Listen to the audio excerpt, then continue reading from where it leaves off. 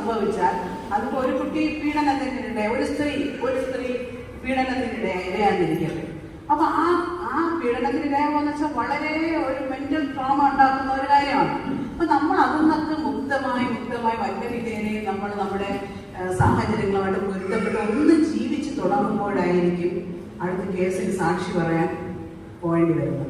അത് വർഷങ്ങൾ കഴിഞ്ഞിട്ട് നമ്മൾ അതൊക്കെ മറന്ന് നമ്മൾ പുതിയൊരു ജീവിതം ചെയ്തു വരുമ്പോഴാണ് വരുന്നത്. അപ്പൊ അങ്ങനെ വരുന്ന സമയത്ത് അത് ഭയങ്കരമായ ബുദ്ധിമുട്ടുണ്ടാകും.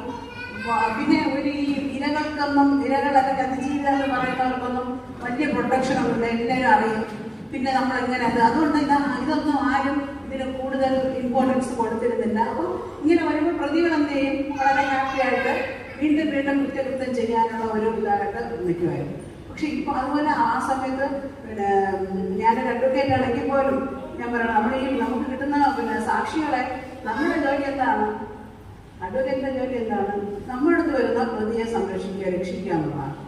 അപ്പൊ അയാൾ കുറ്റം ചെയ്തു എന്ന് പറഞ്ഞ് പോലീസ് ചാർജ് ചെയ്ത് കൊണ്ട് വരെയാണ്. അപ്പൊ അയാൾ എന്തോ ഹീനമായ കുറ്റകൃത്യം ചെയ്താലും ഞാൻ അയാളുടെ വക്കാലത്ത് എടുത്താൽ എന്റെ ജോലി എന്താണ്, അയാളെ രക്ഷിക്കുക എന്നുള്ളതാണ്.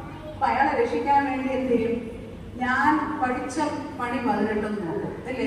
നിങ്ങളുടെ സിനിമയിലൊക്കെ കാണുന്നില്ലേ, ഒരു സാക്ഷി കുട്ടിയിൽ ഒരു പെൺകുട്ടിയെ കിട്ടിയാൽ, പ്രത്യേകിച്ചും റേപ്പ് കേസിനൊക്കെ വിധേയരായ പെൺകുട്ടികളെ കിട്ടുകയാണെങ്കിൽ വളരെ മോശമായ രീതിയിലുള്ള നമ്മുടെ അവരെങ്ങനെയെങ്കിലും മെന്റലി തകർക്കുക എന്നതാണ് നമ്മുടെ ലക്ഷ്യം.